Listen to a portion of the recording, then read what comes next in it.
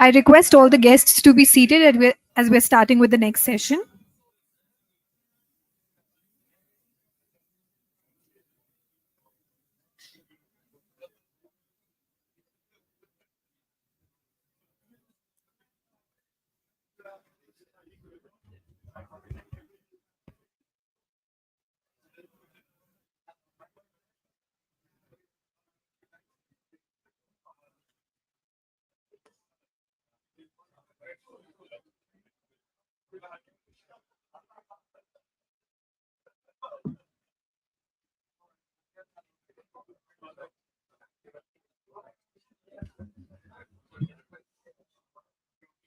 We are now starting with the next session.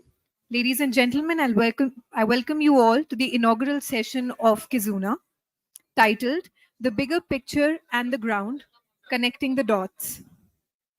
For the same, I would like to invite on the stage Sri Sabyasachi Datta, Executive Director, Asian Confluence,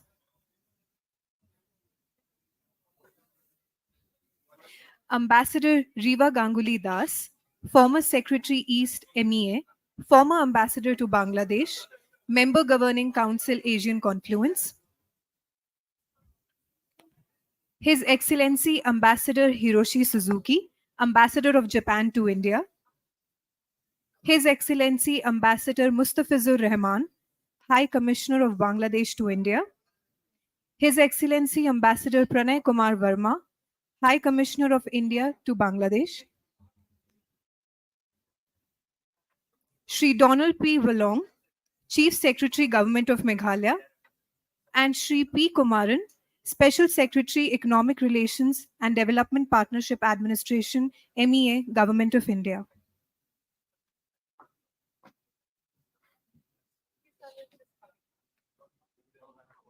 Hello, how are you? Good to see you again.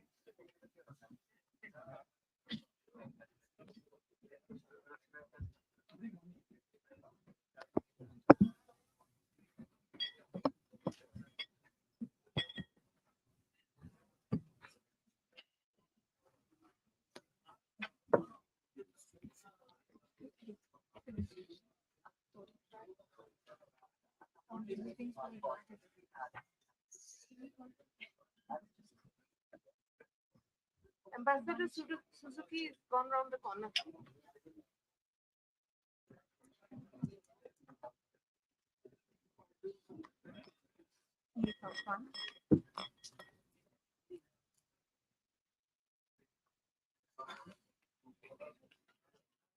Oh, this order, ma'am.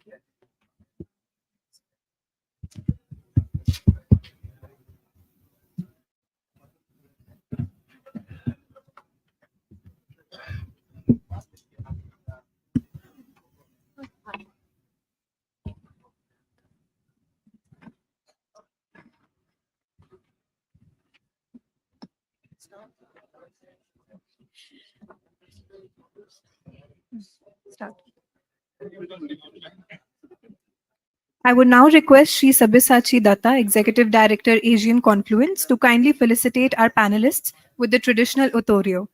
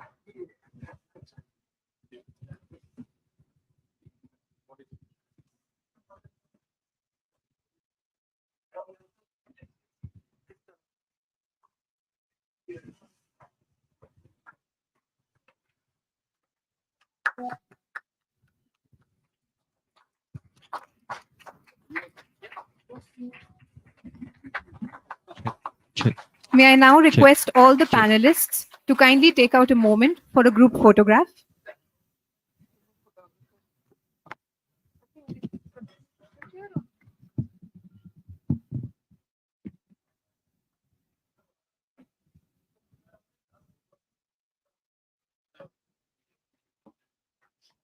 I now request Sri Sabyasachi Datta to give the welcome address. So,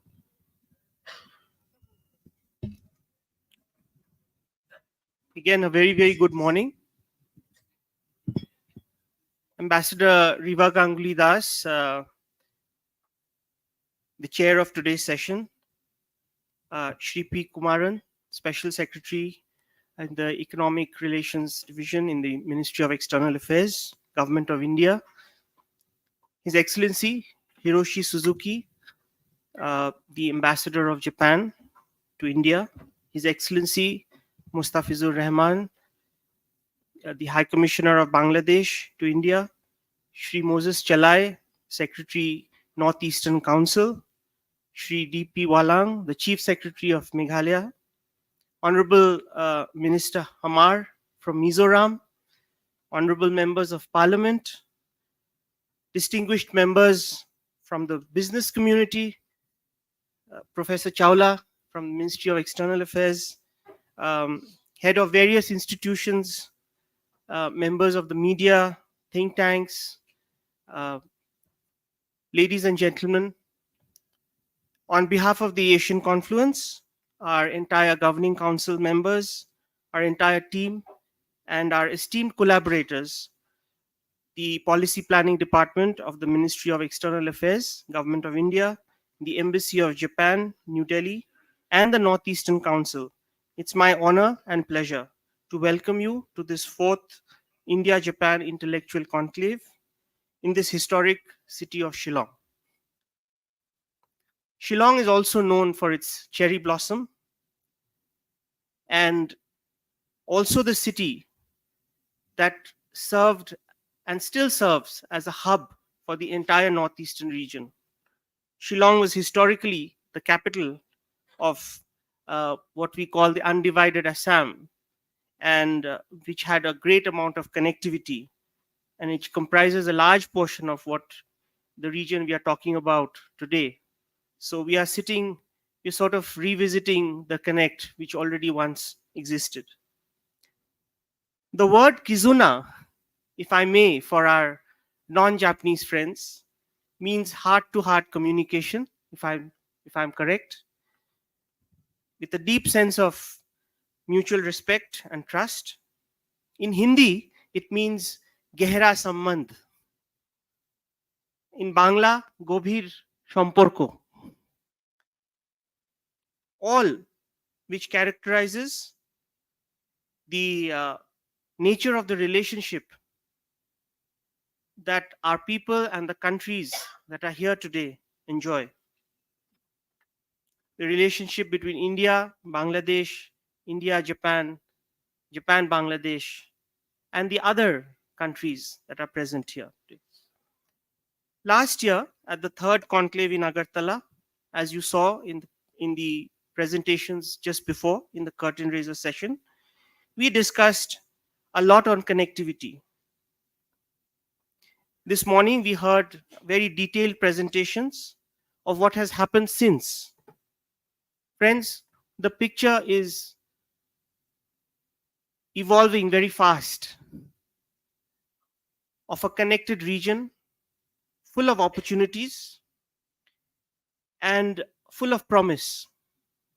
At the same time, winds of change are blowing in the world and also our immediate neighborhood, and some clouds of uncertainty also loom. So there is a lot for us to talk about, to discuss. There's a lot of aspirational youth energy on the ground, lots of entrepreneurs coming up, and lots of skilling happening, lots of capacity building happening. So there is a ground picture and there is an evolving bigger picture. And this inaugural session aims to connect the big picture to the ground. And what better can we have with such a galaxy of the top policymakers and people in the positions of making decision making who are here today to shed light on this subject. In this KIZUNA, after this inaugural session, we will also discuss the perspectives of how businesses are looking at this, how to create industrial value chains along this connectivity that is coming up, and how do we connect the institutions in this region for better people connectivity. People connectivity as a strategic pillar as an enabler for this shared vision to materialize. I am again so glad to welcome this galaxy of experts, policymakers to guide us through this dialogue.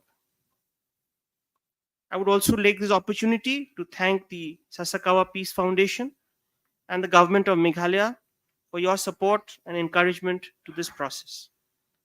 Now, I invite Ambassador Riva Ganguly Das to kindly take over the proceedings of this session as the chair. Thank you.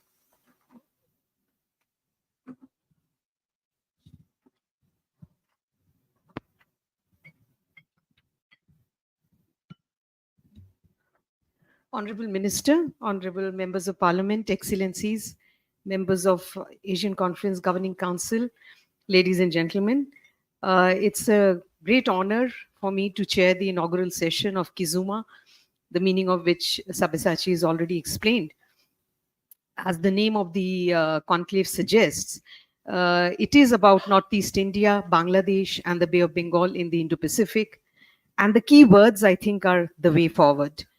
The previous curtain raiser has already set the tone of our discussions. And we've seen, we've already heard from various speakers how KIZUNA is an attempt to build on what we achieved at the third India-Japan dialogue, which was in Tripura. Bay of Bengal, as we've seen in the last session, plays a very important role, and a geoeconomic, a geopolitical role, geostrategic role, but also a very important role in bridging civilizations and cultures, since one of the pillars is people-to-people contact. So I must mention that the very important role that Bay of Bengal has played for millennia in connecting the countries of the Indo-Pacific and all the countries of the larger neighborhood we are talking about. Uh, the focus of today's discussions are on collaboration projects between India, Japan, in Northeast, and leveraging the huge connectivity projects which are coming up with Bangladesh. This is a very timely conclave. Prime Minister Sheikh Hasina has just won elections. She's in power, and the new foreign minister, Dr. Hassan Mahmood, has just concluded a very successful visit to India. And as we speak now, India and Bangladesh are inaugurating a very important protocol route between Rajshahi and Murshidabad, which those of you who know the history of the area know how significant this is. In terms of history, because this is a natural route which has existed for a very long time. So the focus today is on two major pillars. One is attracting businesses to contribute to and participate in the development of northeast of India, Indian value chain. We've heard about the Big B project already, and people-to-people connectivity. We have a number of very important speakers and several sessions. As you can see, there is a very good participation, especially from businesses and people who do P2P connectivity. So the special strategic and global partnership between Japan and India, the two largest democracies in Asia, and the recently established strategic partnership between Japan and Bangladesh, and the development partnership between India and Bangladesh, and the very special relationship that we have, all reflects a convergence of our national interest. All these countries support the protection of a free and open Indo-Pacific with shared prosperity through greater regional connectivity. Growing ties and cooperation between Delhi, Tokyo, Dhaka can set the tone for the future growth and development of the entire sub-region, and most particularly of the Northeast. With these words, may I invite our first speaker for the opening address, His Excellency Ambassador Hiroshi Suzuki, to please give your address. Thank you.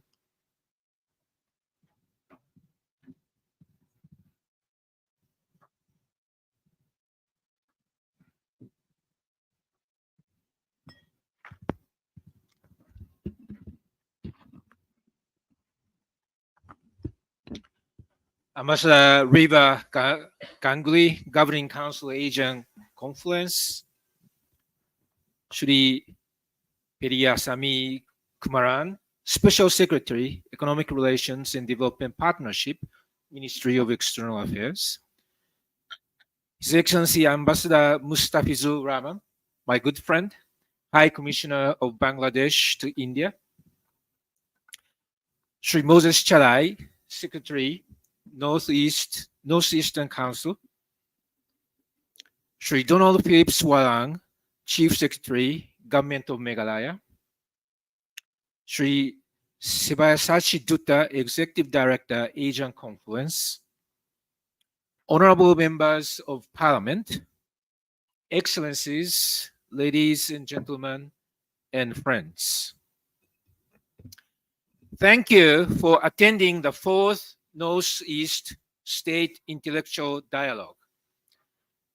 I am very pleased that this dialogue is being held in this beautiful city of Shillong. It is exciting to see so many people involved in the development of the Northeastern region coming together for future-oriented discussion. It is encouraging to see that the backgrounds of the participants are growing more diverse, and I do feel that this conclave is maturing into a premier forum for wide-ranging stakeholders to discuss the development of this region. It was in Delhi last March that Prime Minister Kishida launched the new plan for free and open Indo-Pacific. The concept of creating an industrial value chain in the Bay of Bengal region, spanning the wide areas of Northeast India and Bangladesh, is now almost 1 year old. As discussed in the earlier panel, a number of significant developments have taken place over the past year towards the creation of such an industrial value chain. To name just a few, one, the opening of the Akaura-Agartala border railway. This enables rail transport from Kolkata through Dhaka to the northeast. 2. A new integrated checkpoint in Dauki. This came into operation recently to facilitate cross-border trade, and JICA has worked on road development project between Shillong and Dauki. 3. The integrated checkpoint in Sabru. This is expected to open in the near future and will dramatically improve logistics access between Matabali Port, Chittagong, and the northeast. As you know, Matabali is a deep sea port, and this will be the game changer when it becomes commercially operational in 2027, only 3 years from now. JICA is constructing road that runs through Tripura, and on the Bangladesh side, road is being constructed under Japan-India-Bangladesh cooperation. Also on the Bangladesh side, there have been a number of developments. To list just a few, 1. A state-of-the-art coal-fired power plant was commissioned last year in Matabali Port.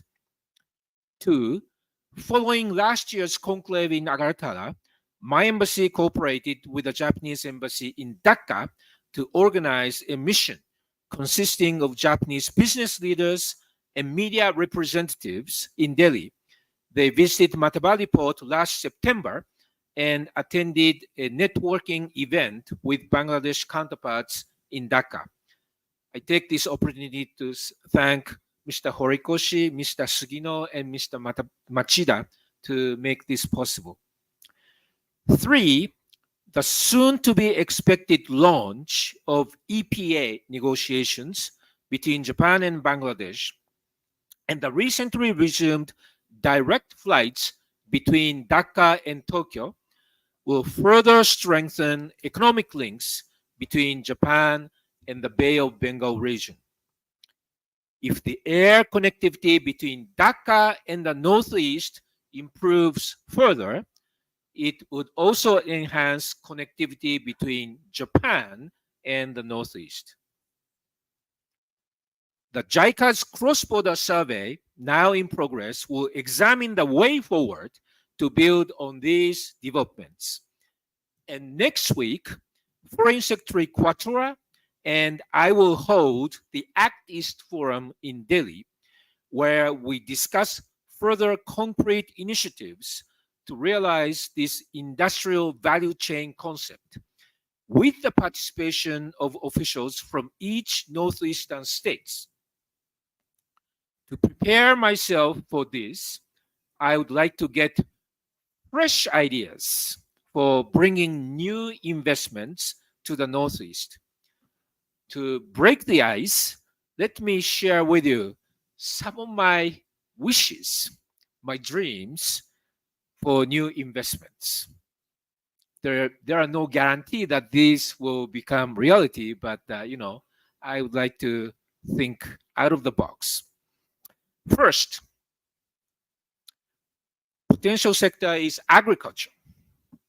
There is a Japanese company which is interested in introducing best quality shiitake mushroom called donko farming in the Northeast by harnessing the geographical features and climate similar to Japan and utilizing Japanese fungus technology and machinery.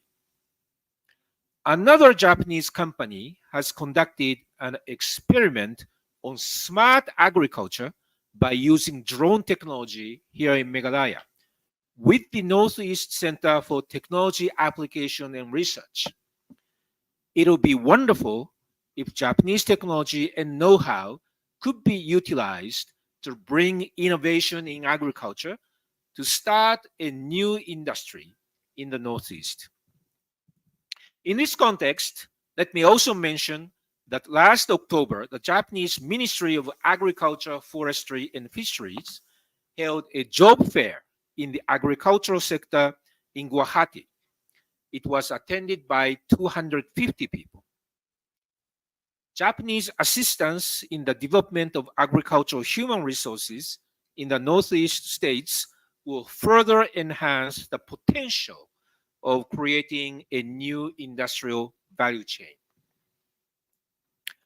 Another potential sector could be clean energy. This region is endowed with the Himalayan mountains in the north, running through Nepal, Sikkim, Bhutan, Arunachal, and providing abundant water resources. This can attract the interest of clean energy related companies. If the hydropower electricity generated in the Himalayas can be utilized by industries in the Bay of Bengal region, it might open a new aspect of the industrial value chain. Third, I would like to mention the northern neighbor, Bhutan. I am concurrently accredited as ambassador to the Kingdom of Bhutan, and the Japanese company is interested in creating a cold chain, such as cold storage of vegetables and fruits, to meet the demand for high-end resorts in Bhutan. Another potential in Bhutan is the Gelfu Special Economic Zone initiative announced in December last year. This initiative may provide new horizon for potential connect between industrial value chain in the Northeast and Bhutan. These are just some of my dreams, and I hope they will break the ice for active discussions today. I am looking for new and actionable ideas for investments, much needed to create an industrial value chain in the Northeast. As I emphasized last year, to create an industrial value chain, we need to bring new investments. Once the infrastructure is in place, it will be up to the regional and local governments to create an environment that is responsive to business needs. Therefore, the voice of industry must be reflected in the discussions from the beginning.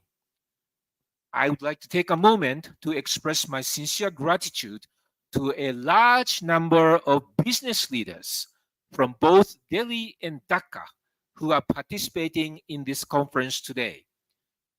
I am looking forward to hearing concrete ideas from you. Also, this afternoon, we have a session devoted to people connect.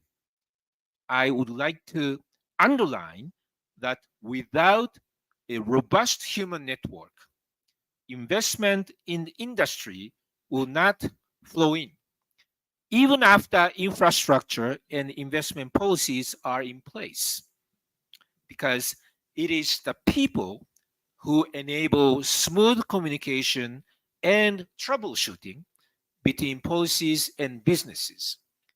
Who you know and who you work with is a crucial factor in bringing new investments. While India-Japan relations have developed very strongly, people-to-people connect and the building of grassroots momentum are the areas where greatest potentials lie for expansion. Once a stronger human ecosystem is established between Japan and India, the economic relations will see a sea change.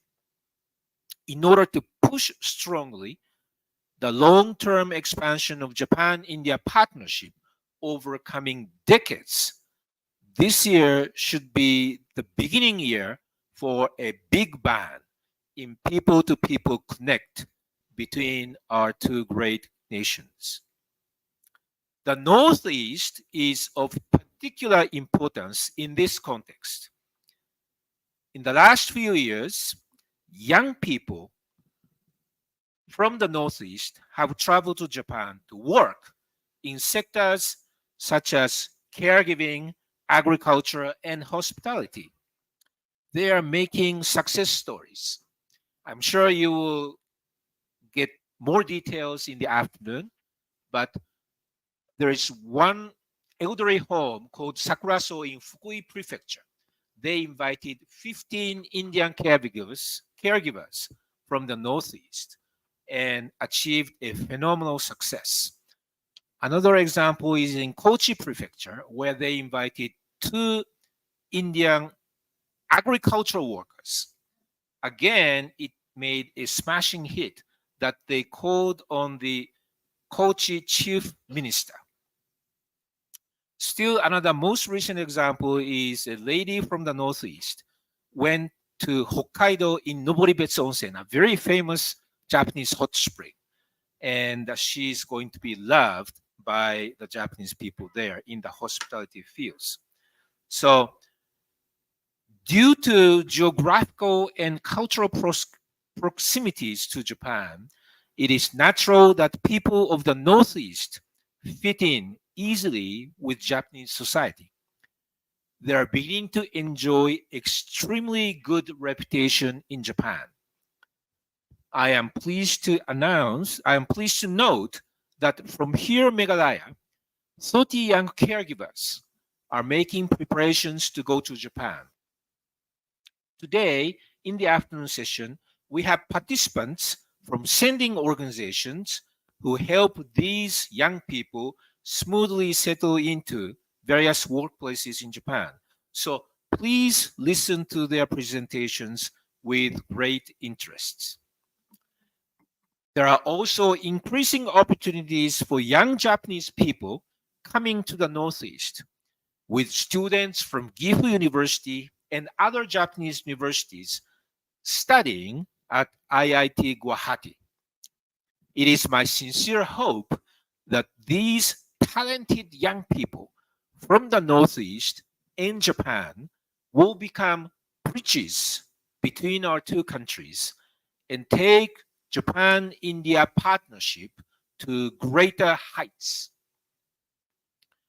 With the development of such people-to-people connect, the Northeast will truly become the center of Act East policy and the cornerstone linking India and Japan. With that said, I hope the discussions today will be productive, lively, and help create new ideas and initiatives. I also hope that a good network of stakeholders will be established through today's conference and generate a strong momentum going into the future. In closing, I can say with strong conviction that this conclave will become a major venue that will propel the creation of a new industrial value chain spanning India's northeast and Bangladesh in the wide area of Bay of Bengal. Thank you very much. Thank you. Thank you, Excellency. Thank you, Excellency. Can I have the mic? Thank you, Excellency. Thank you, Excellency. Thank you, Excellency. I have no doubt that by the end of today's proceedings, you will have plenty of new ideas that you can go back with, and that will contribute to our ongoing, very vibrant dialogue. You have identified some very interesting areas of cooperation: agriculture, drone technology for agriculture, green energy, collaboration with Bhutan. I'm sure there'll be lively discussion on these as well. May I now invite Shri K. Moses Chalai, Secretary, Northeastern Council, for your special address, please.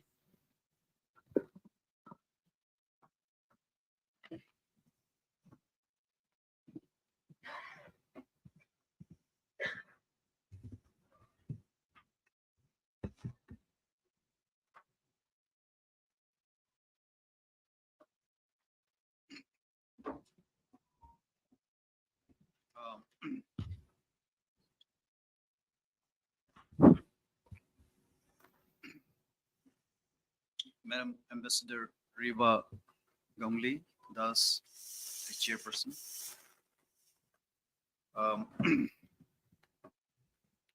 Thank you.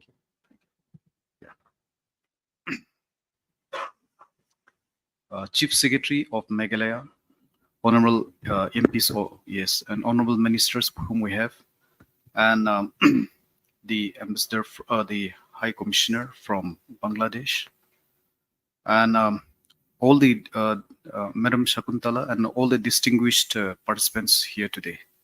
I'm privileged to be a part of this, this conclave for the third time, yeah, and that it's and this conclave, which is as it was mentioned to us, the KIZUNA, is a vindication of what we all understand and believe. That the opened to see and conducive economic relationship protocol infra and all other needed elements are so much important, so much required and important for growth and development of any region.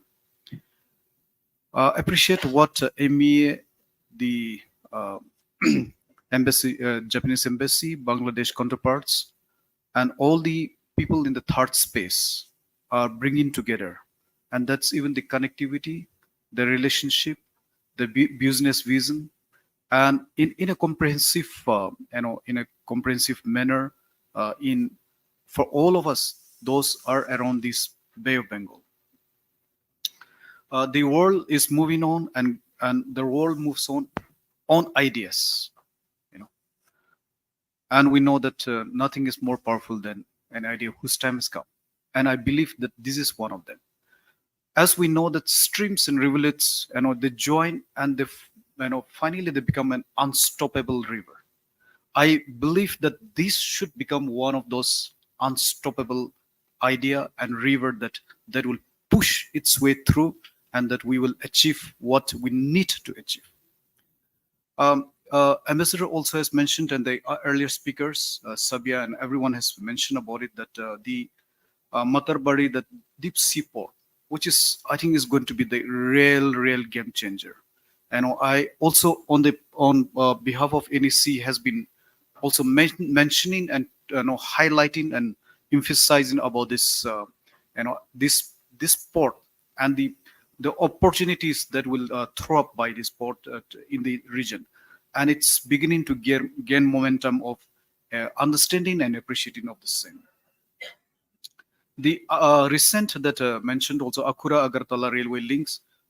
Incidentally, this part of the railway link was financed by Ministry of Donor and NEC. It came to about 700 crores, and a short span of 5 kilometers plus, but very expensive. And it was built in a marshy land. I went to see at different stages of construction.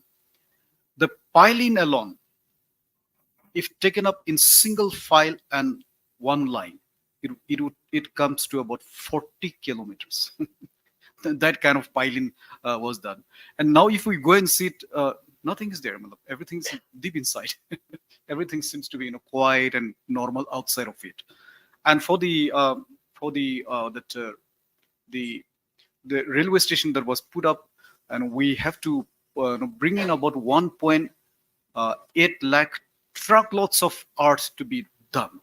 So that's the kind of heavy duty that's happening, and I'm very happy that our two honorable prime ministers of India and Bangladesh have recently inaugurated the same, and I'm sure that it will become operational and effective very soon. And we talk about the Dauki opening, very, very important. The Kaladam project, very important. The opening up in Manipur, Nagaland, and in some, maybe in Arunachal, yeah, in some ways Arunachal, towards the east is very important. Waterways. The protocols which MEA, Land Port Authority of India, all are working, they all should lead to happy developments in future. But for the time being, as I also would like to last some time to mention that to go east has to be by south. The direction towards east is by south. So Northeast has to go first by south through Bangladesh, through the Matarbari Deep Seaport, through Dauki and through the waterways, and we go to the sea, and from the sea we will go east or west or everywhere. So the world is going to be open up to us, but it has to be by sea. Any region, any country which does not have good access to the sea has always huge limitation, and particularly the Northeast region. I would like to just say that yes, let's keep it going on, and that all these ideas need huge and consistent push. And we all see that is gathering, that strength and that force is gathering now. In fact, in conclude, I just want to say something which of late has become one of my favorite topic again, and so but it's relevant to what we are talking today. The India has decided to keep the GDP size by 2047, when we become 100 years of independence, to be around $30 trillion. Now that's very, very high. Some of the studies says that, okay, it may not be 30, but it may be slightly around $25 trillion plus minus. But that's big money. And today, Northeast contribution to GDP is about 2.8%. Going by our land mass and population, I think it's in all fairness that we can aspire. And I'm using the word aspire, we'll still aspire, 5% of that GDP. And 5% of that GDP translates to about $1.5 trillion. If India achieve 30 trillion. Okay, if it is 25, maybe a little below that, $1 trillion, say. And $1 trillion is big, big, big money. Huge. And will Northeast be prepared for that? This is a question that we need to ask. And all these efforts of what we are doing right today in this fourth conclave that we're taking up, anchored by the Asian Conference, is going to be a very important contribution to that direction and ambition and that target. Whether we like it or not, we need to move with the country and the world. And now the region needs to look at $1 trillion, 23, 24 years hence now. And all this will be possible by the openings that we are talking about. And also, I would like to say in 1-2 sentences that the technology that we need to bring about. So the other day in NEC, the plenary, we also talk about the Industry 4.0. So the Industry 4.0 also needs to move in a big way, and that's where I think we all can, give further thoughts. In conclusion, I want to say that NEC is mandated, positioned, along with Ministry of Donor, to take forward important agendas and important agendas and important issues of the region, and bring together them and take them forward. So we are mandated, we are tasked with that. And on the part of NEC, I just would like to say that we will do whatever that little we can do, including what's building up by this conclave. And maybe in the next plenary meeting, which is understandably, and which is of course the biggest and the highest forum for Northeast, in NEC plenary meeting, we can highlight this, and somewhere we will try to place what we are talking today, and then that will give the momentum, because the NEC council is the members are the honorable governors, all the 8 of them, honorable chief ministers, and my minister is the vice chairman, and honorable union home minister is the chairman. So it's a very, very high profile forum, and we will like to somewhere incorporate what we're doing thoughtfully, and we hope that what we are doing over the years of all over the last few years will begin to bear fruit.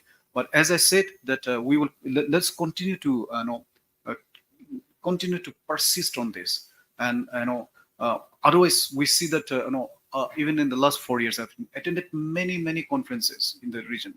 We come and go, good things spoken, shared, but then that somewhere, that consistency of that persistency of taking forward sometimes, many times get missed out. But I believe this one will be different, and I would once again tell to Sabia Sab and his team and all the all the esteemed members who are involved in this too, and not to let it up, and keep persistently pushing till we reach the logical end. Thank you. Thank you. Thank you. Thank you. Thank you, Mr. Chelai. I think you've rightly emphasized on how we should consistently push, and that's really where the secret of success lies, and also the assurance of bringing the Northeastern Council into the picture. You've raised a very important issue, I think, about will Northeast be ready for the ambition and growth that we are looking at. I think these are very important issues that we can discuss as we, over the course of the day. May I now request Shri Donald P. Walang, Chief Secretary, Government of Meghalaya, to please give his special address.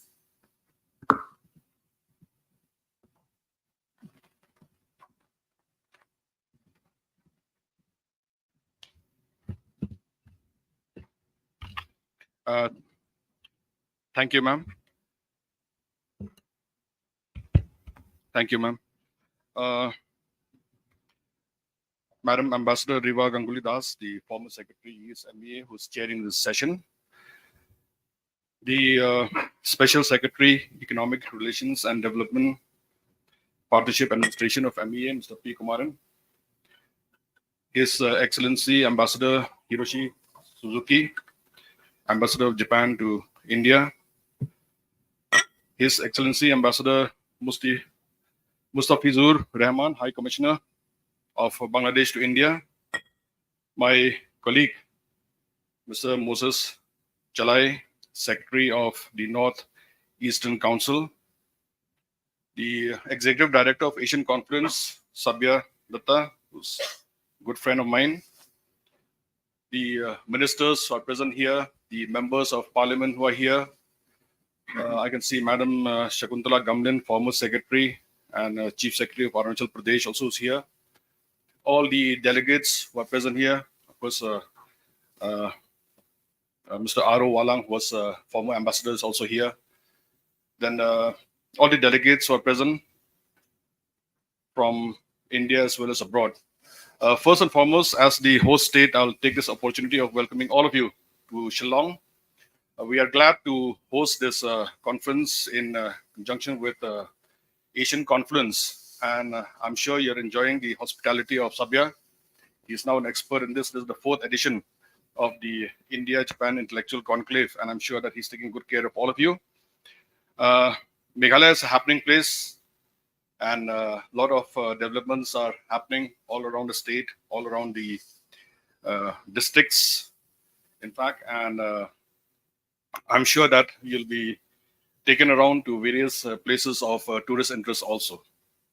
So keeping the spirit of the conference, KIZUNA, although I have a prepared speech, I think so I'll forego that and speak straight from the heart to all of you. It'll make more sense, in fact.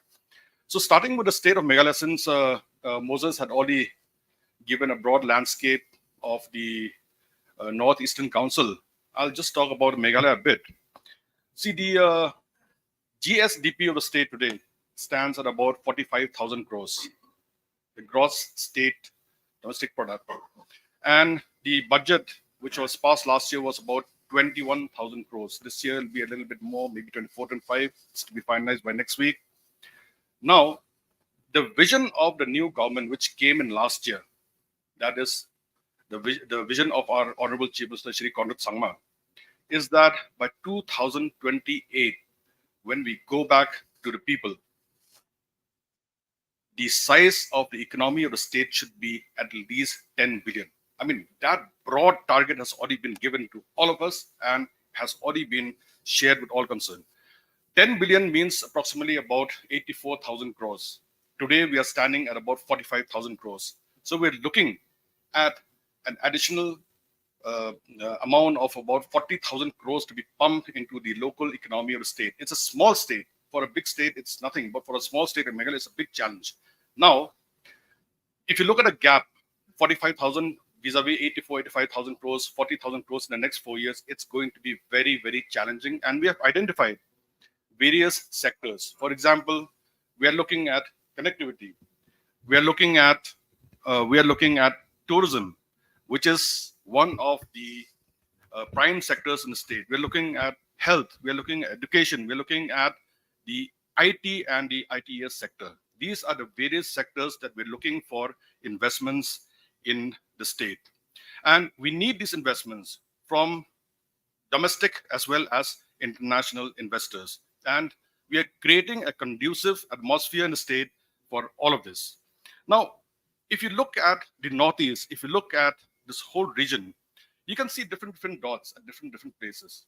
And this is where we need to step in as a joint effort to connect all these dots. I look at Meghalaya, we'll see that these are the various investments that's needed.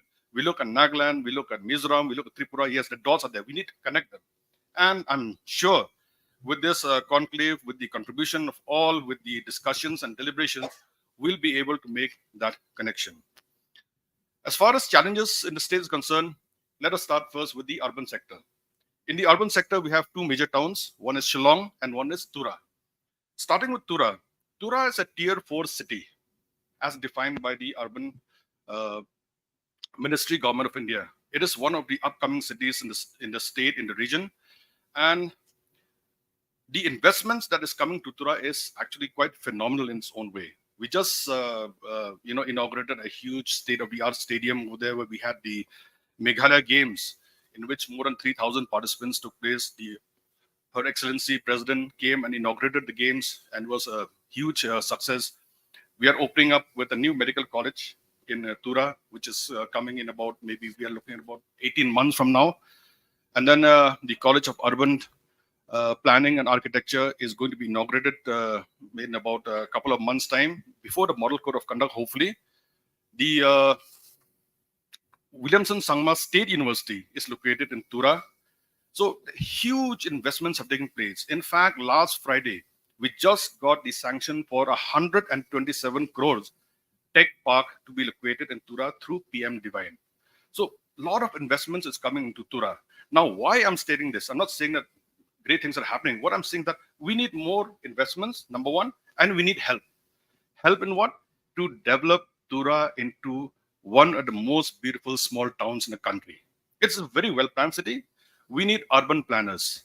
We need people who can design what a beautiful city is. We need people to design what a smart city is. That is what is the vision of the Chief Minister. And he had made it very, very clear during the Meghalaya Games when he had given his speech that Tura should be one of the most beautiful small cities in the country. So we need people who can come and invest. We need people who can come and advise us, whether it's in urban planning, whether it's in water management. Challenges are there, but the scope is also there, and we are waiting for help and assistance. Then come to Shillong. You're all here in Shillong. You've seen it. I don't have to explain what are the challenges. The biggest challenge in Shillong is urban planning. Urban planning is the biggest challenge over here. You look at the traffic. You look at the small congested roads. You look at the congestion that is happening over here. And that is the reason why we are shifting the administrative capital from Shillong to New Shillong. That will be about 20 kilometers away. And that is where we again will need a lot of planning to be done. And this planning can be done with partnerships. We need strategic partnerships to come talk to us how a city like Shillong can be developed into a better city. We are expanding it horizontally. It's going to touch, in fact, the Shillong city is going to touch all the way up to the airport, which is about 35 kilometers from here. We have taken land and we have invested in land and we are developing more land banks. So when land banks are there, in fact, just about maybe 3-4 days from now, we'll be floating an EOI for IT investments on a PPP mode in New Shillong. We have done the Tech Park Phase 1. We have done the Tech Park Phase 2 in New Shillong. The Phase 3 Tech Park will be a PPP in which we are floating a bit in about 3 to 4 days' time. So all these opportunities are available. Shillong is a place where a lot of people are tech savvy, a lot of people are working outside. If you look at the tech park in Shillong, the attrition rate is as good as nil, because they all come from Pune, they all come from Gurgaon, they all come from Bangalore, they come and work here, hometown, comfort zone, so nobody leaves. And that scope is still there. The phase 2 is going to be commissioned in December this year. That will be about 1.5 lakh square feet of space. The first phase was commissioned last year only.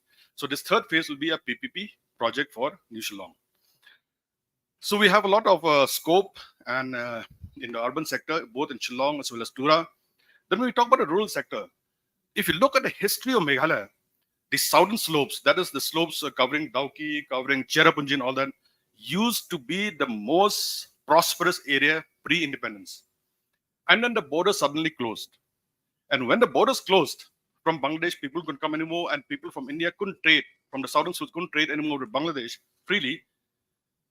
That was when they really hit rock bottom.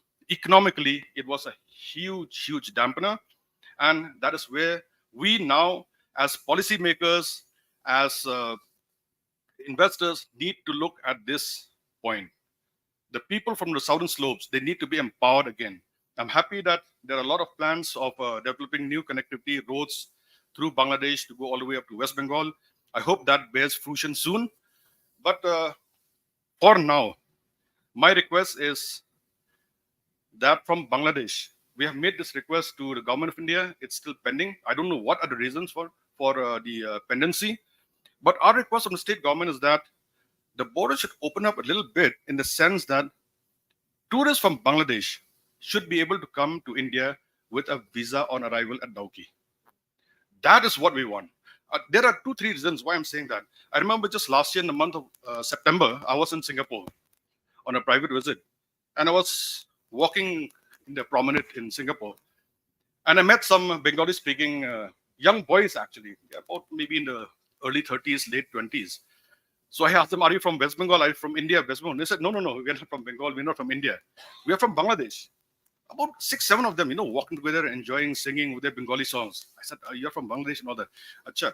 I said, how's the economy within Bangladesh? "Oh, we are very happy. We're doing very well. And, we are traveling to Singapore, which is one of the most expensive countries. So we are quite happy about it." Then, a thought struck my mind. If they can travel all the way to Singapore and spend so much of money, why can't they come to India? Or visa on arrival. It makes it very, very simple. We are investing in the tourism sector about 1,000 crores for developing accommodation as well as tourism infrastructure, focusing on the southern slopes. So just imagine if you have a visa on arrival for 3 days or 4 days, arriving in Dauki, all these tourists from Bangladesh, high-paying tourists from Bangladesh, coming and spending money in these areas, whether it's Cherrapunji, whether it's Chinong Pedeng, whether it's Dauki, and then going back for 3-4 days, how much of an impact it will have on the local economy. Only that step is to be taken, that is visa on arrival. So therefore, I request, high-level officials are there from both countries, Bangladesh as well as India. This demand of ours has been pending for about a year now. So I don't know the reasons why it's not happening. I hope it happens. That is the wish that we have here. That is the wish of the local people. And I think so we have to echo the sentiments of the locals more than anything. Then talking about what His Excellency was mentioning about Japan. 30 nurses, yes, they are caretakers, they are being trained. We wish that you can take more. I'll tell you why. Because we don't have too much space in the government sector. In the government sector, we are recruiting about 400 to 500 in the next 1-2 months. But beyond that, we know that the number of applications are in the vicinity of about 5,000. So the gap is still there, about 4,000 plus who are trained. They are all GNMs, they are all BSc nursing. And they are all well trained. Some of them specialize in the most important area which is required in Japan, that is in geriatric management. So these are all opportunities, and I hope under TPIP, under other interventions, this also will be taken care of. Agriculture, he had mentioned about mushroom cultivation. We are interested. I think so. Some dialogue has already been initiated, and I'm sure that it will go a long way in developing this partnership. Clean energy. We have spoken with JICA, in fact, for clean energy for one of the projects that we have in the southern slopes again. That is the Leshka project, phase 2. This is a project of yes. In fact, it's an investment of about 2,000 crores which we require, and I hope that we will make some advance as far as this is concerned. But there is some issue again. I don't know. Maybe from Government of India, somebody can really help us. Northeastern states somehow they have put a cap on the EAP, externally aided project. They put a cap. Today we have 10 projects ongoing for 6,955 crores. And then we have 7 in the pipeline for about 4,365 crores. But our absorption capacity is so high that we want more. And that is where I think so the problem of this project is. I think so because of the capping by the Ministry of Finance. I hope that some exception can be made for the states who have the absorption capacity. And then only I think so we can go ahead as far as this clean energy project in Meghalaya is concerned. The DPR is ready. The formalities have already been done. Environment clearance already been made. So I hope that we can take it forward.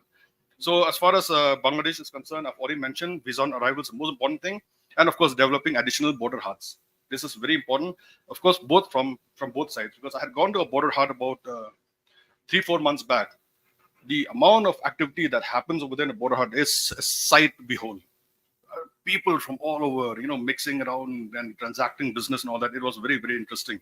I hope we have more of these border huts, and I'm sure that it will help the people in the last mile.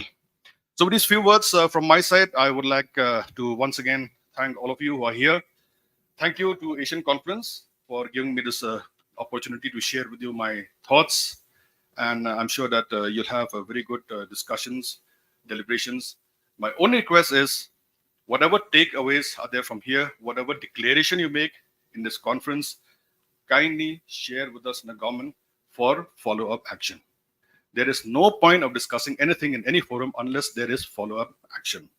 I'll end up with a quotation from Socrates, which says, I cannot teach anybody anything. I can only make them think. Thank you very much. Kublai Mitela. Thank you. Thank you, Chief Secretary, Mr. Walan. I think, you've given us a very, very interesting, broad picture of what Meghalaya's vision is. And this is the kind of, input which makes a dialogue like this so useful and so meaningful. You raised some specific points about border hut and visa on arrival. I think these are very interesting, and there are lots of investors here. You mentioned the investment opportunities in Meghalaya. Thank you very much. May I now request His Excellency High Commissioner Mustafizur Rahman for his address.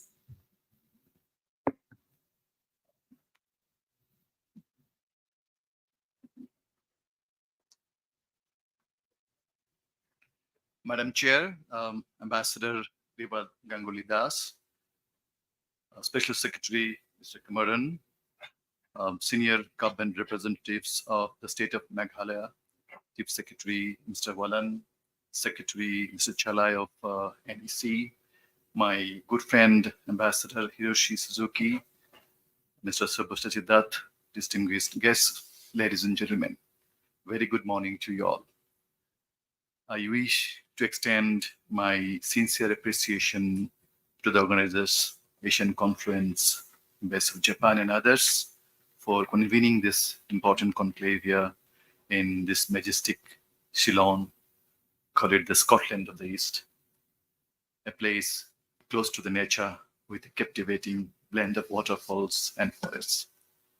My wife is with me and she's enjoying the beauty of Meghalaya, and every time there is an opportunity to come, she always accompanies me. I also thank the organizers for their warm welcome. And Bangladesh and the northeastern states of India are much more than next door neighbors. This subregion, premised on common historic and civilizational ties, has enormous potential to be the nodal hub for a vibrant region centered around the Bay of Bengal. And today, the geostrategic and geoeconomic importance of this natural bond has occupied a special place in the realm of Bangladesh-India relations. Bangladesh looks at its linkage with the Northeast India from some crucial viewpoint. And the first and foremost is peace and security. The government of Bangladesh remains steadfast to uphold its zero-tolerance policy against any form of terrorism, extremism, and insurgency. As a close ally and a friendly neighbor, we will continue to partner with India for the maintenance of peace and stability in this region, including the bordering areas. Next comes connectivity, which is perhaps the main focus of discussion today.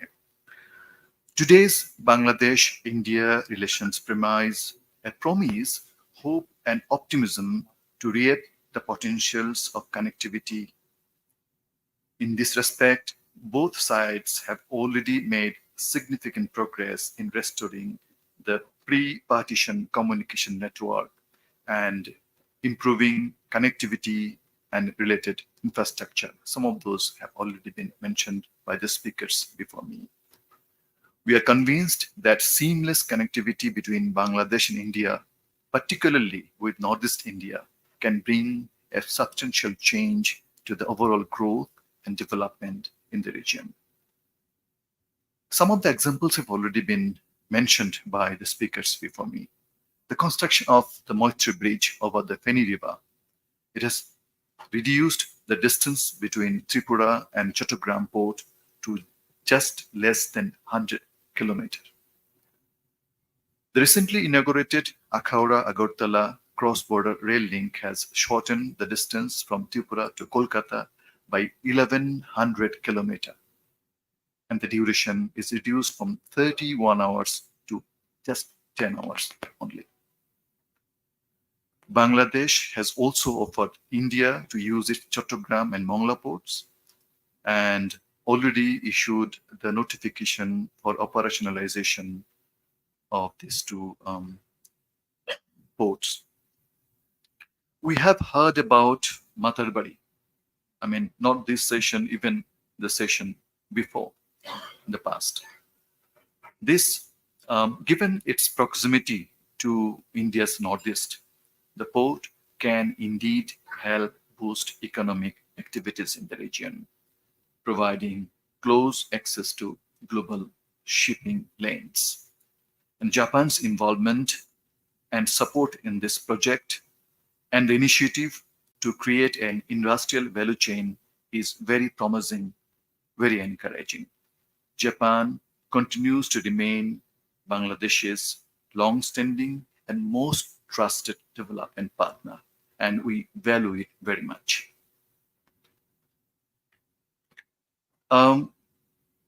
Then the issue of physical connectivity between Bangladesh and Northeast India.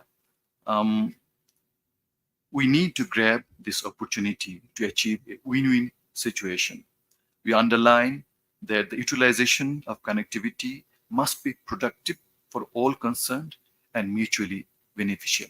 And I emphasize here, it must be mutually beneficial. Moreover, several inter and intra-regional initiatives, including the Trans-Asian Railway, Asian Highway, BBIN, and BIMSTEC Master Plan for Connectivity can open a new opportunities for improved connectivity in this entire region. Beyond the road, rail, maritime connections, we can make substantial progress in developing and tapping the region's power and energy potential. Ambassador Suzuki has alluded to the importance and the potential of hydropower for this region. Currently, Bangladesh is in the process of trading power with Bhutan and Nepal, where the role of India remains vital.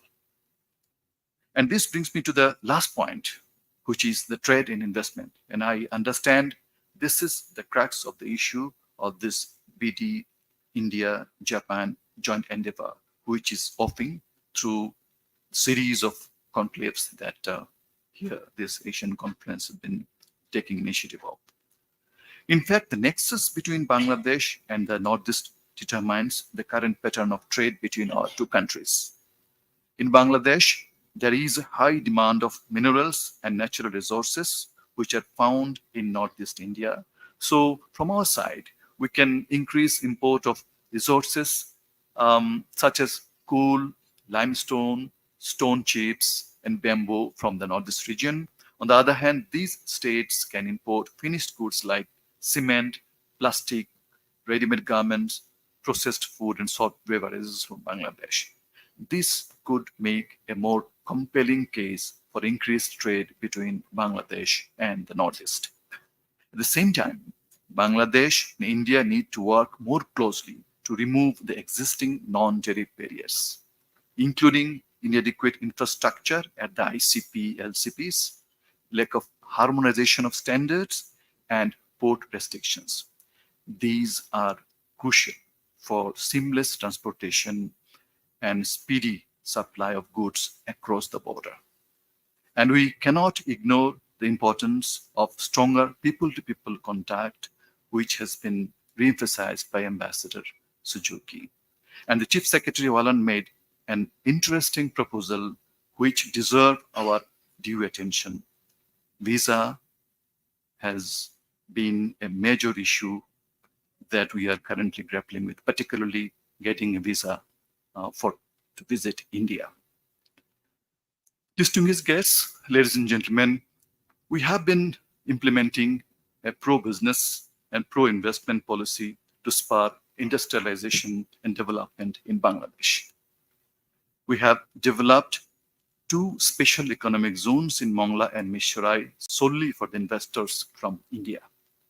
The Indian investors can consider Bangladesh as their preferred investment destination. Again, India-Japan Comprehensive Economic Partnership Agreement is in operation now. Bangladesh is in the process of negotiating trade agreements with both Japan and India, and this has been mentioned by speakers before me. Hence, a trilateral free trade zone involving these 3 countries may eventually emerge in the near future, and we have high hopes of the potential of this triangular partnership. Again, like Japan-India Actist Forum, we are also engaging with Japan under the Bay of Bengal Growth Initiative, commonly known as Big B. This has already been mentioned by many speakers before me, including my good friend Suzuki. Indeed, a stronger industrial value chain is in the offing, which may contribute to substantial economic growth in this region. We understand creation of value chains in commodities, services, and energy trade is the need of our to create a win-win situation of all stakeholders in this region. Before I conclude, I wish to reiterate that we can prosper together if we can harness the potential of connectivity, physical infrastructure, trade in goods and services, cross-border investment, energy cooperation, coastal shipping, and river-based connectivity. Let us connect the dots and continue to make concerted efforts to achieve this goal. I thank you all. Thank you, High Commissioner. Thank you for that excellent speech. You have very rightly said that seamless connectivity between Northeast India and Bangladesh can bring growth and development to the entire region.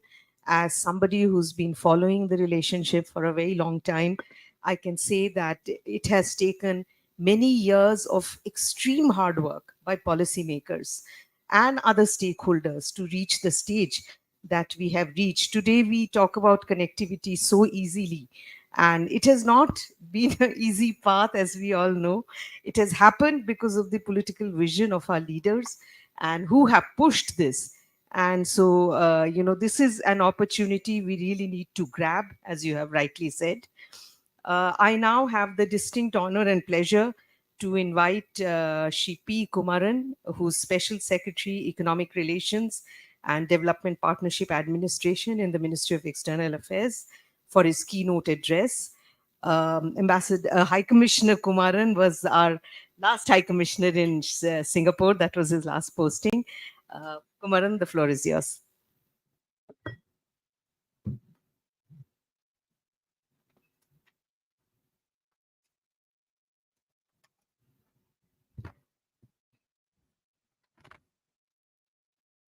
Thank you, ma'am. Ambassador Viva Das, former Secretary East MEA and member Governing Council, Asian Confluence. Shri K. Moses Chalai, Secretary Northeastern Council. Shri Donald Wallang, Chief Secretary, Government of Meghalaya. His Excellency Hiroshi Suzuki, Ambassador of Japan to India. His Excellency Mustafizur Rahman, High Commissioner of Bangladesh to India.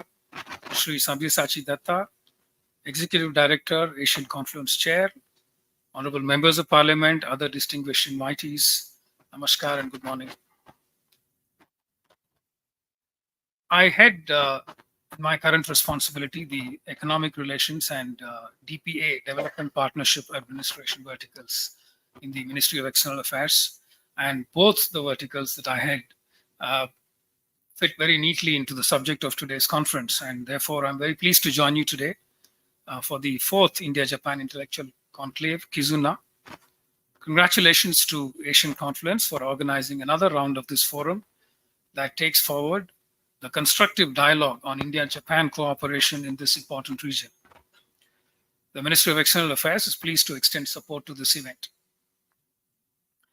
Friends, Northeast India is strategically and economically important.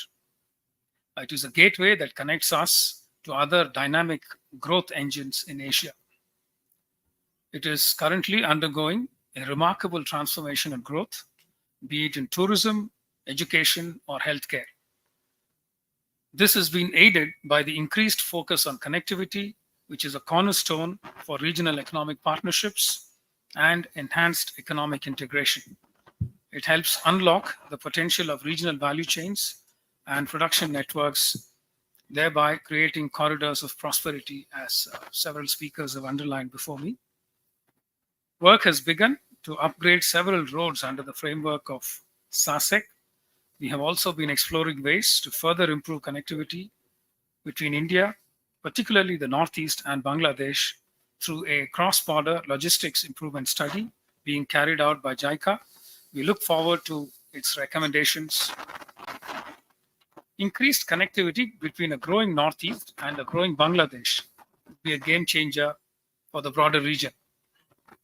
But I would like to underline that there are many dimensions of connectivity in addition to the physical that was discussed in a number of sessions earlier. One is economic and trade connectivity, which is something that we discussed earlier. It includes business-to-business connectivity, supply chains enabled by free trade agreements or preferential trade agreements, cross-border services such as IT, tourism, healthcare, education, talent and skills connectivity, special economic zones, export processing zones, which can take advantage of preferential trading agreements, trade facilitation measures, again, they were spoken about, reducing trade barriers, simplifying customs procedures, and BIMSTEC is a key example of sub-regional multi-sectoral cooperation, but it needs to be taken forward in a number of areas. Transport connectivity, again, something we spoke about, road, rail, ports, coastal shipping, inland waterways. We also are working on the BBIN motor vehicles agreement and the BBIN economic corridor. The Northeast clearly is India's bridge to ASEAN, and we have a lot of work to do to try and align our initiatives with the BIMSTEC master plan for connectivity. There is also financial connectivity, which includes linking of payment systems and shared DPI platforms, cross-border e-commerce, etc. There remains to be a lot of work to be done in this regard. There is energy connectivity, which includes regional power grids and interconnections across international borders, in line with the Honorable Prime Minister's one sun, one world, one grid approach. We also need work to be done in the area of integration of energy policies, cross-border energy delivery and trade, enhancing overall energy security and sustainability in the region, introducing more gas and oil pipelines. We already have the India-Bangladesh Friendship Pipeline. We also need to connect renewable energy networks, including hydro, solar, wind, etc. And of course, joint management of ecological resources and biodiversity.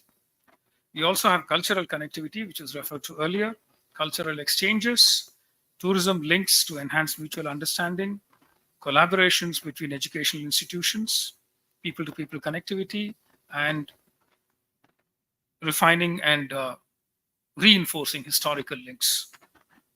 You also have digital and data connectivity, which includes fiber optic links through undersea data cables wherever, or through land-based cables, cross-border movement of data, exploring opportunities for digital partnership agreements, which are the digital equivalent of FTAs, looking at regional data centers and regionalization of startup ecosystems.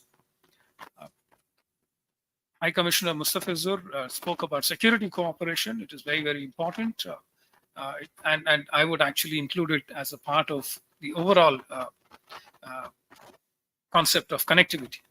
This includes cooperation to combat transnational crimes and terrorism, border management and border infrastructure, including enhancing our ICPs to make them much more well equipped than they are today, and also disaster management cooperation. In all this, we see Japan as a natural partner in India's journey of development and transformation. Cooperation in the Northeast, I would again underline, is of particular significance. We see alignment between India's Act East policy, our Indo-Pacific vision, based on the principle of Sagar, security and growth for all in the region, and Japan's FOIP. Our Indo-Pacific Oceans Initiative, with its 7 pillars, is also a significant initiative in this context. We appreciate Japan for co-leading the maritime trade, transport, and connectivity pillar of IPOI, and look forward to developing concrete cooperation programs. Japan is already actively involved in several flagship initiatives of India, not just in the Northeast, but other areas such as the Delhi Metro, the Mumbai-Ahmedabad high-speed rail project, and the recently inaugurated Mumbai Trans-Harbour Link.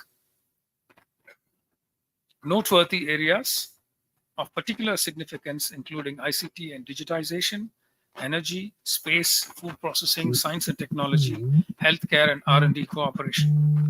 We are working on our shared commitment to realize investments worth 5 trillion yen, approximately $42 billion over the next 5 years from 2022 to 2027. As far as the Northeast is concerned, we are collaborating in a wide range of sectors, including connectivity, new and renewable energy, forest management and biodiversity conservation, urban development, healthcare, and skill development.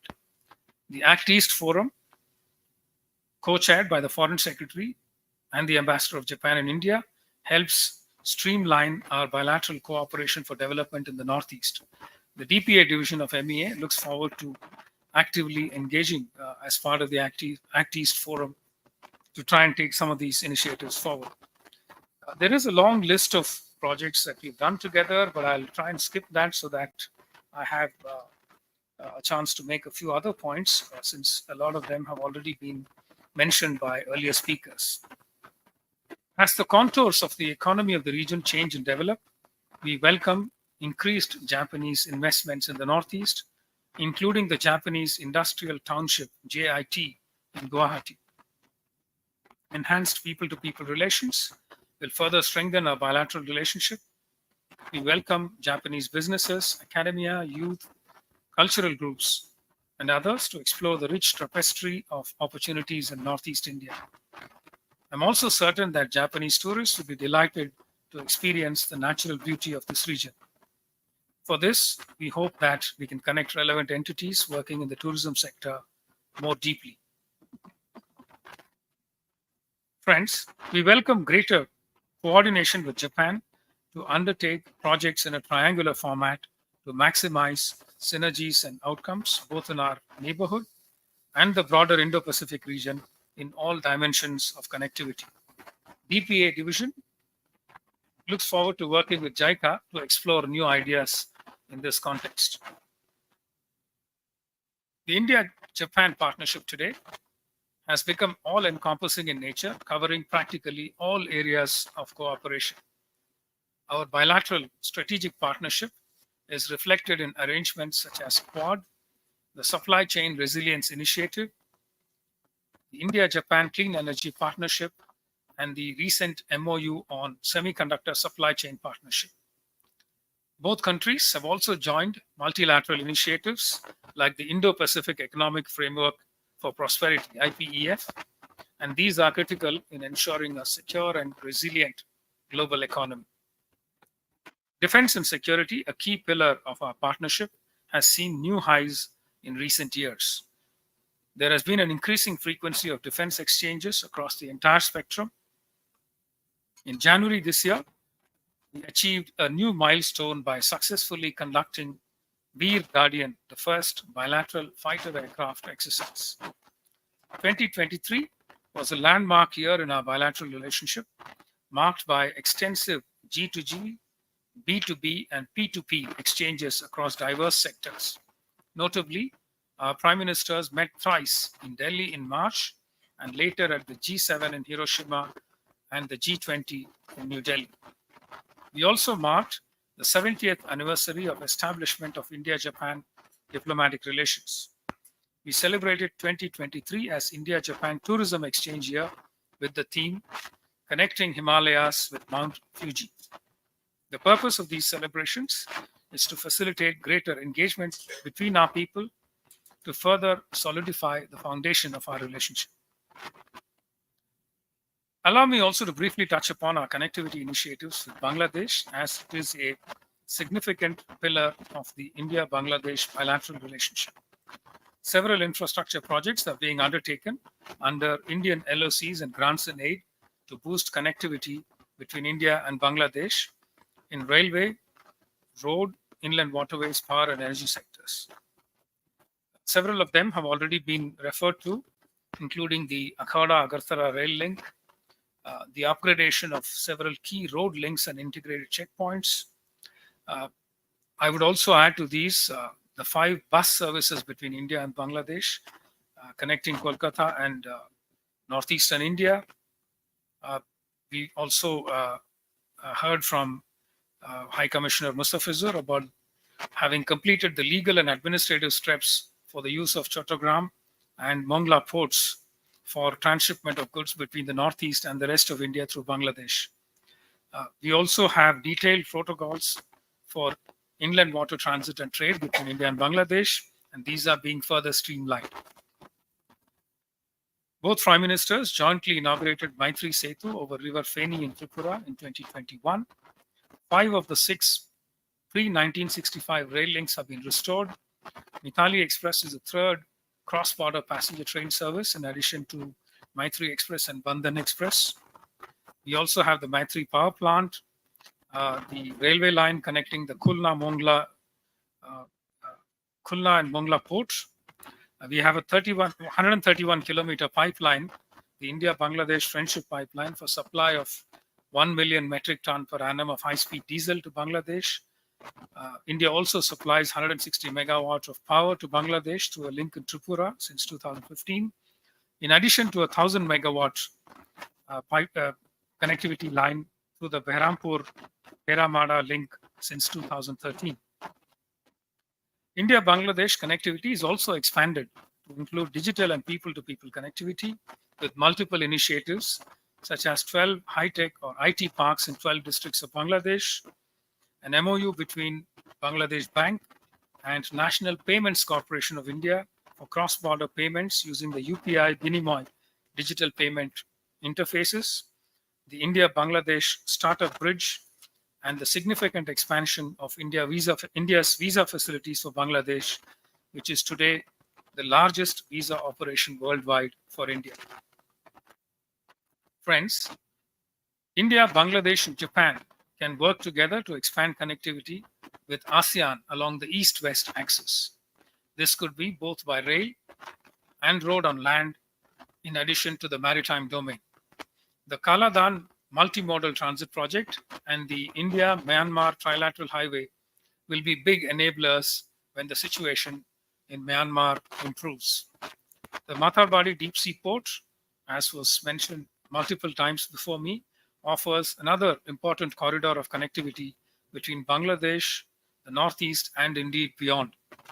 It is also possible to collaborate for enhancing digital connectivity by developing high-speed internet infrastructure to support the growth of the digital economy. Other potential areas include energy projects, in addition to those that already exist, smart cities, urban infrastructure, as the Chief Secretary mentioned, services, given Japan's own experience with high-density urban environments, disaster resilience measures and technologies, given Japan's special strengths in these areas, tourism infrastructure, capacity building and skill development, developing joint tourism itineraries, especially of Buddhist religious sites. Japan's industrial strengths can also be leveraged by the region to develop, as we heard many times before, cross-border supply chain linkages, sustainable development projects and technologies, and also R&D collaboration in areas of mutual interest. Japan could also be involved in India's flagship ODOP project, One District, One Product, especially for products from the Northeast in aspects such as improving the quality and finish, and also packaging through capacity building programs for quality control, developing export strategies, and promoting sustainable and eco-friendly practices. We were speaking yesterday about the theme of the conference, which is Asian confluence. And we were trying to figure out what exactly confluence could mean. And I realized this morning that there could be no bigger confluence than the confluence of the Indian and the Pacific Oceans. And therefore, the name is very apt. And the dialogue, I believe, is a very good example of a platform to bring diverse viewpoints together to enhance our relations in a focused manner. I once again express my gratitude to Dr. Sabyasachi Datta and members of the Asian Confluence for giving me this opportunity to speak today. I would also like to thank the Ambassador of Japan for supporting this dialogue consistently. I wish all the participants and the organizers a productive and successful conference and hope that it can help bring out concrete ideas to take the India-Japan special strategic and global partnership forward with a special focus on the Northeast. Thank you very much. Thank you. Thank you, Kumaran, for that wonderful keynote address. And thank you also for the initiatives that are being taken under the multilateral platforms on connectivity, especially I think the BIMSTEC Master Plan on Connectivity, which is a very important consensus document of the BIMSTEC countries. And it's very important that these initiatives are there for us to utilize. The PBIN is very important. You have also given us a very broad picture of connectivity, from digital data connectivity, education, security, financial connectivity, and as well as people-to-people connectivity. Your suggestion of Japan's involvement in ODOP, I think, should be a point which we could discuss over the course of the day. It's an excellent idea. So with that, let me once again thank all our very distinguished speakers. You've all given us a lot of ideas to discuss during the course of the day. We are out of time. I mean, we finished on time, actually, which is very good. That speaks about how disciplined all these speakers are. And they have given us many new ideas. And so with that, we come to the end of the inaugural session. And I hand over to Sabya now to make the next announcement. I thought this is a very memorable occasion for all of us, And I think it would be for keeping a good memory, we need a picture with everybody. So the best way would be, I think, if you all stand up, and yes, and the photograph will be taken from the stage. So if I may request all the dignitaries to come on the front, and everybody to kind of stand up and come towards the front, and then we can have a picture.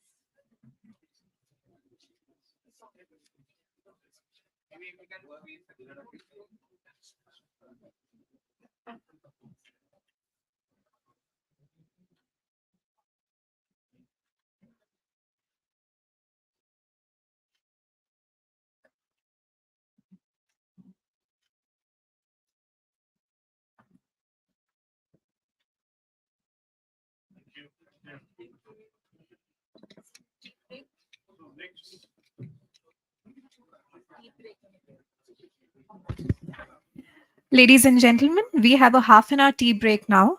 I request all the guests to gather back in the hall by 12 p.m. for the first interactive discussion session. Thank you.